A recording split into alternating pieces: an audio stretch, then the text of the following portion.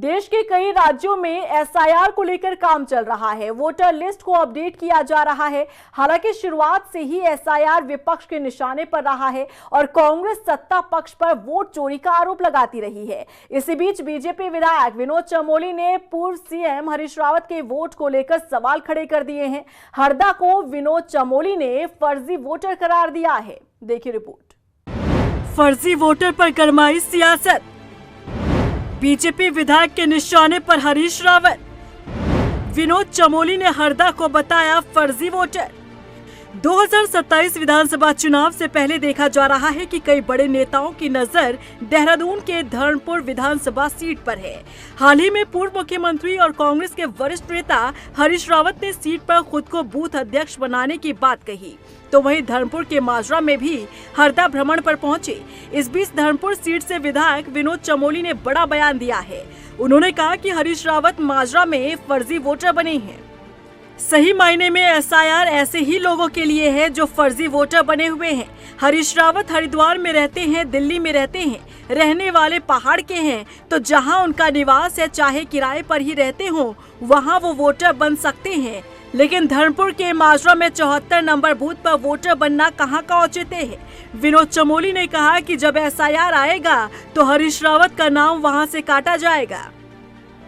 माननीय हरीश रावत जी का, जब हरीश रावत जी ने अपनी पार्टी में कहा कि मैंने प्रदेश अध्यक्ष को लिखा है कि मुझे धर्मपुर के बूथ का काम सौंप दिया जाए, तो जब मैंने पता लगा तो पता चला कि 74 नंबर बूथ है और 717 उनका नंबर है। इस पर वोटर बने हुए हैं विधानसभा में।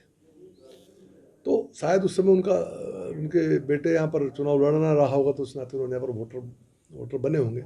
लेकिन वोटर बनने के लिए भी कुछ मानक हैं। आपको वहाँ का होना चाहिए, नहीं तो कम से कम किराए पर वहाँ होना चाहिए। अब आप 4 जगह आप मौजूद हैं और जहाँ आप मौजूद ही नहीं वहाँ आप वोटर हैं, तो एसआईआर तो इसीलिए आ रहा ना कि आदमी सही जगह वोटर बने। और मेरी जानकारी एक और उसमें निकल कर आई है कि जो स्थानीय निकाय हैं उनमें उन्होंने कहीं डिफेंस कॉलोनी में वोट किया है।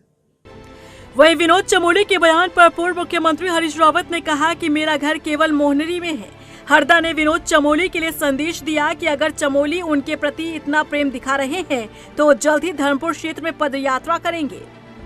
मेरा घर तो है ही नहीं, उस हिसाब से तो मैं केवल मोहनरी का हूँ और मैंने उस बात को कहीं छिपाया नहीं है। लेकिन माजरा में जब मैं सांसद बना था तो मेरा कार्यालय था,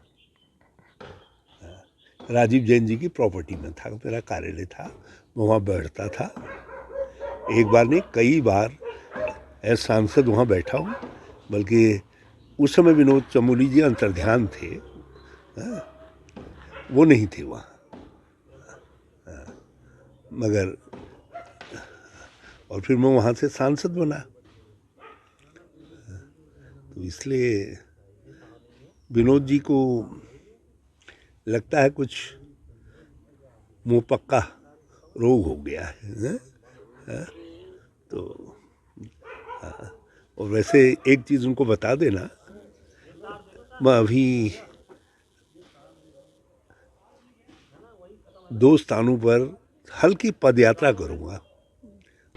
2027 के विधानसभा चुनाव से पहले राजनीतिक दल एक दूसरे पर वोट चोरी और फर्जी वोटर होने का आरोप लगा रहे हैं।